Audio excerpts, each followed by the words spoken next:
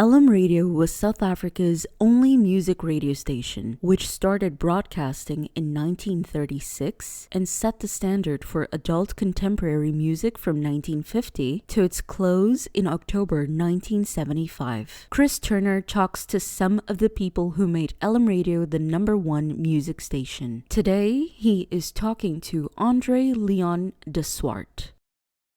Andre, you were recruited by LM Radio when you worked down in Durban at the theatre, is that correct? That's right, Chris. My first opportunity to join the station is when I was actually employed by a company called Herrick Merrill Radio Productions. And David Davies and Rob Vickers were down in Durban to record a Durban variety. But in addition to that, they were also using the facilities of Herrick Merrill Radio Productions to package a recording of the LM Hit Parade, which went out on the weekend. And I was in studio helping, twiddling the volume controls and playing the music in, and happily to their satisfaction. So at that time you were one of the backroom boys? Very much so, yes. And before we talk about LM, I'd be very interested to know how you became a backroom boy. Well, I think it started in my bedroom, the backroom business, because, you know, as all young broadcast and radio enthusiasts do, they acquire 2 turntables and a microphone mixer and start emulating what they hear on the radio and copy the people who are their heroes. And hopefully they'll have the opportunity, through sheer determination of involving themselves in doing what the big boys do on the radio, to succeed in doing it on air one day. So you ended up working for Peter Merrill and Dean Herrick in their Durban production studios. That's right. They became aware of me, actually, when I had a hobby of collecting what those days was called mood music, today production library music. It was a collection phobia of mine, and as young kids of the age of 15, 16 were collecting records by Elvis Presley and Pat Boone, I was collecting signature tunes for radio serials like Adventure Man, The Air Adventures of Bob Harrigan, Tarzan, and indeed, may I say, Lux Radio Theatre. So my hobby actually was mentioned in a newspaper article, the Natal Mercury. The Idler wrote an article about my hobby, and Herrick Merrill Radio Productions picked up on this article and invited me to come and have a chat about joining them in getting more experience in actually producing radio serials and becoming a bit more involved with the mood music which they had housed in their production house. And then let's get back to the LM Radio story. You were working in the Herrick Merrill production studios, and David Davies and 1 or 2 of his colleagues came along, and they recorded, was it the Hits Parade? Yes, they were actually packaging the Hit Parade for the following Sunday, and I was one of the people who was responsible then for recording and putting the program together. And as a result of the recording being done at Herrick Merrill, they obviously then became aware of me, and then I think within the same year I had a communication from Davenport and Meyer in Johannesburg, who told me that not a vacancy, but I think an opportunity could occur where they had me in mind, and would I be happy to come up and have a go. You went up to Johannesburg and you went and did an audition or an interview at Davenport and Meyer, and you ended up driving the control board for a number of the programs.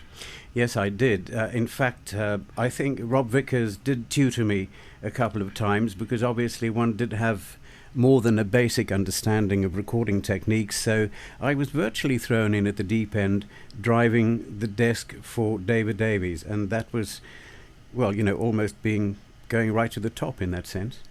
Now, perhaps you could tell me a little bit about the studios in terms of the layout, for example. Was there a separate production studio, or was there a control room and a studio, or did the announcer drive the equipment themselves?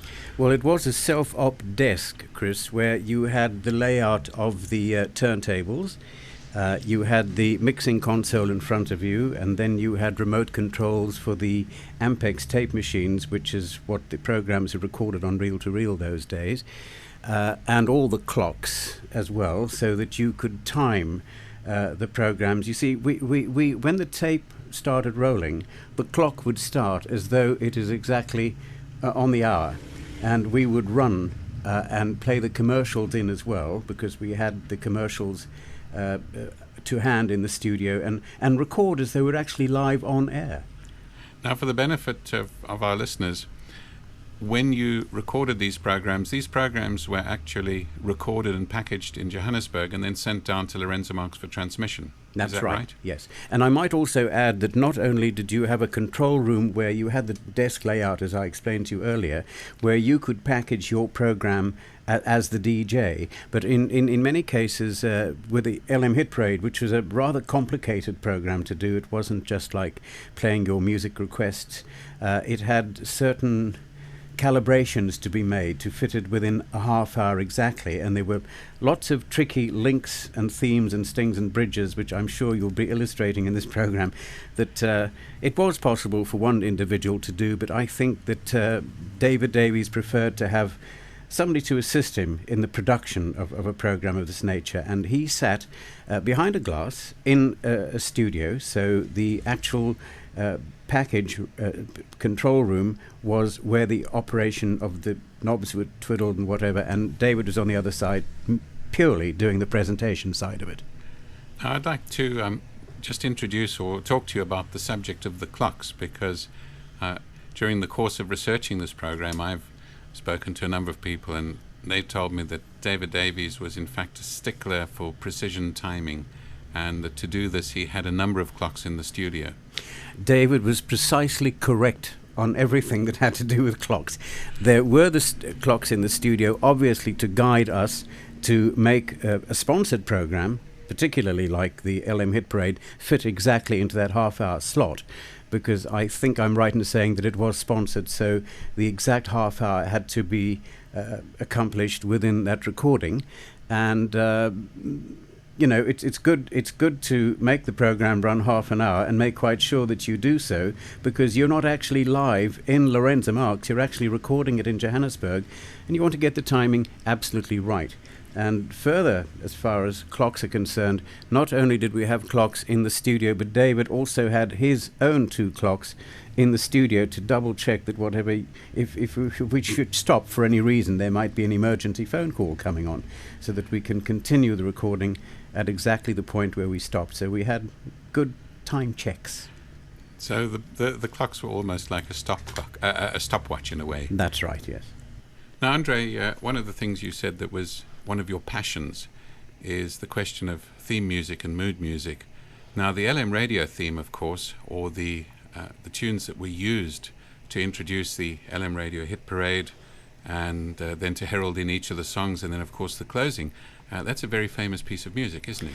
Well, I think the original initial signature tune, Fanfare, apart from the soundtrack of Carnival, composed was Nicholas Brodsky and Charles Williams. That was the theme to it. But the actual fanfare itself was by Edvard Grieg, and I think it's from the Sigurd Jossalfar suite. Could you say that again for us? Yes, it was the Edvard Grieg Jossalfar suite. Then could you tell us perhaps how this music was used, because certain parts of it were used to introduce and close the program as an introduction and an outro, but also... Well, there was the Grieg music, Chris, which was the Sigurd Jossalfar suite by Edvard Grieg, and I can't exactly remember which the recording was, but it sounded something like this. And then after that, we came into Carnival, the intermezzo from Carnival, which is taken from a soundtrack of a movie which is really set towards the end of the 19th century. This old-fashioned romantic drama tells of a little Cockney ballet dancer who falls in love with an artist, yet marries a dour Cornish farmer, but her husband shoots her in a fit of crazed jealousy when her former lover comes after her. Well, you would never have thought that would be the scenario for the signature tune for the famous LM Hit Parade. Well, it was actually a rank film. The Two Cities Symphony Orchestra was actually playing the music. It was composed by Nicholas Brodsky, and the musical director was the very famous Charles Williams, with the orchestra conducted by organist Sidney Torch. So that's the history of the actual opening fanfare signature tune and also the link themes that were used throughout the LM Hit Parade. Now, Andre, one of your other tasks was program scheduling for the various programs that were recorded in the Silver and House Johannesburg studios of LM Radio. And one of those programs that you did was the Rob Vickers show, wasn't it? Well, I didn't actually present. As far as program scheduling is concerned, I was later on to write the schedules of the programs in what we call the operations room, which is a blackboard, really, between you and I that said Monday to Sunday, and which particular programs we recorded at different times of the day by the different presenters. So from a scheduling point of view, I merely just carried out the activity of writing it on the board like a teacher, but the programs did already exist. I didn't conceive them and say, you do it this way. It was really the boss, David Davies, and Rob Vickers as the program manager who actually conceived the programs, and I merely just kept record of them on the board. But I didn't actually produce any of Rob's programs. Rob was one of the individuals there who actually self-opt his programs, which meant that he didn't have a DJ sitting on the other side spinning the disc for him. He was already very adept at doing that. So he was a one-man station. He certainly was. I mean, David was the same. David did operate as well, but, being the chief announcer and also a director of the company, I think that there were certain activities which David wanted to give other people to do. And indeed, it did me a lot of good, because I would never have had the opportunity of becoming au fait with broadcasting techniques to such a high standard if I'd not been put behind the desk and given the opportunity to serve these great broadcasters. Were these the only two programs that were recorded in the Johannesburg studio?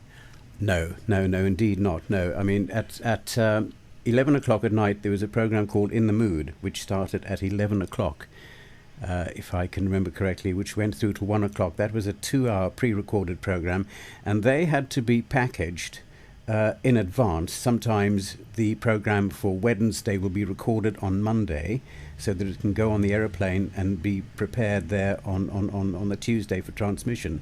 So what I'm saying is that 5 In the Mood 2-hour programs would be packaged. There would be the LM Hit Parade once a week, which was recorded on a Wednesday for transmission on the Sunday, because that's the way the charts were worked out. The other 12, which Rob Vickers presented, was recorded by Vic, then by Rob Vickers. There was also Teen Beat. There was Clark McKay's In the Mood programs. There was also, well, I would say about 7 programs daily had to be packaged. Trying to remember just all of the titles is a little tricky after 40 years. So it would seem that, at least in the mid-60s, that many of the programs were in fact recorded and packaged in Johannesburg and weren't live in the studios in Lorenzo Marx. Is that correct?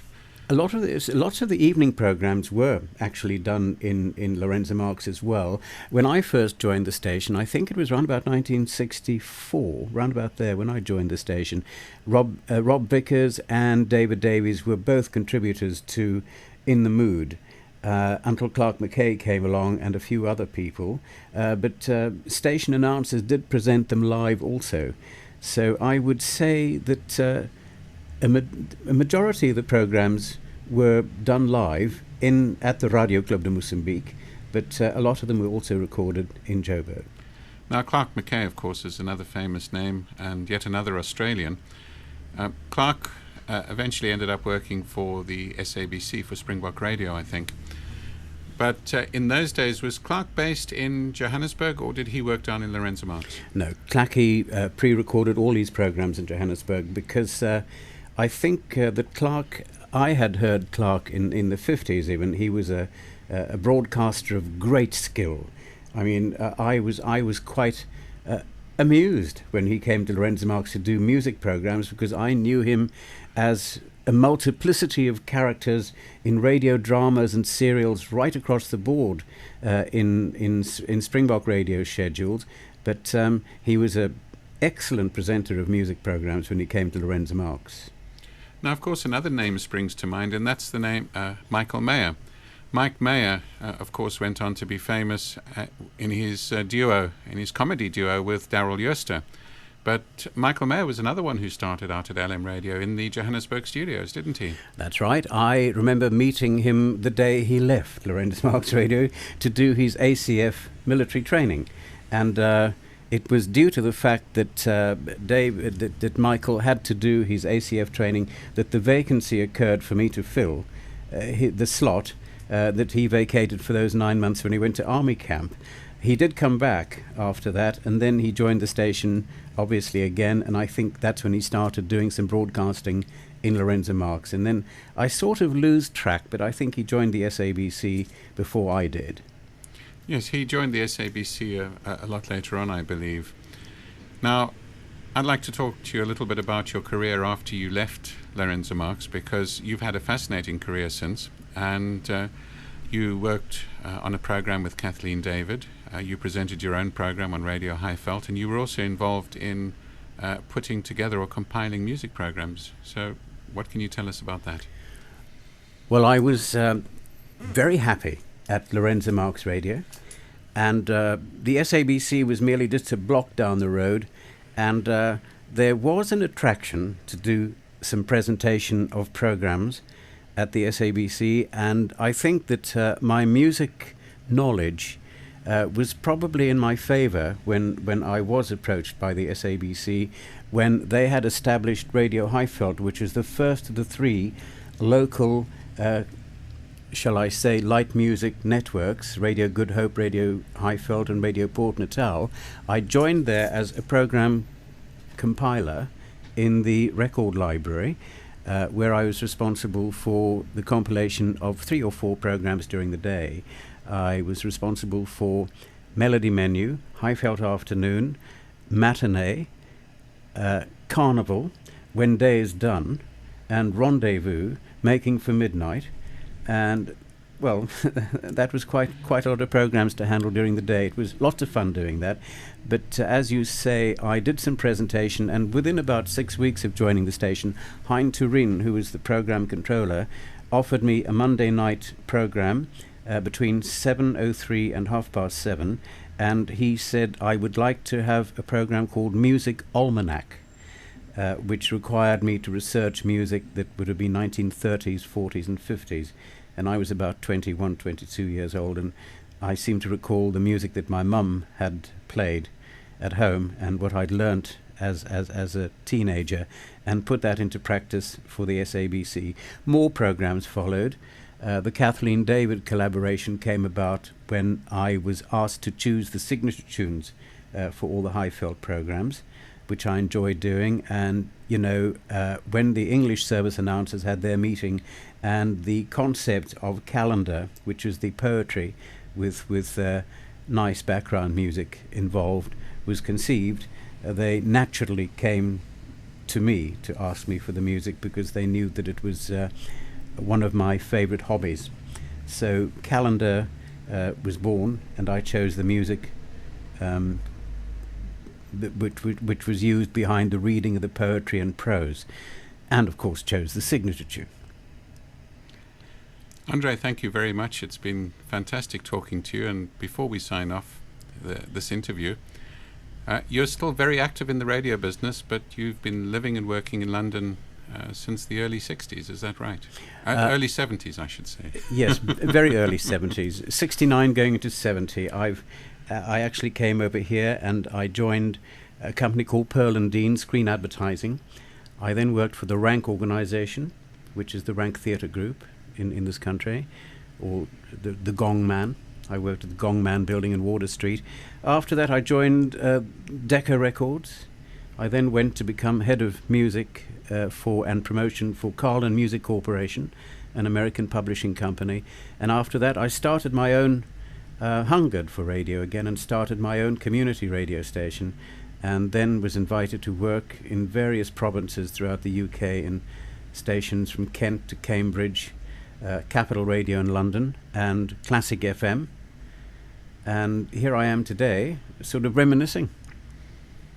Well, Andre, thank you very much. It's been lovely to talk to you, and we hope we hear from you again. Thank you, Chris. That was Chris Turner talking to Andre Leon de Swardt. Watch out for part 2. Visit www.lmradio.co.mz and check out the historical pages.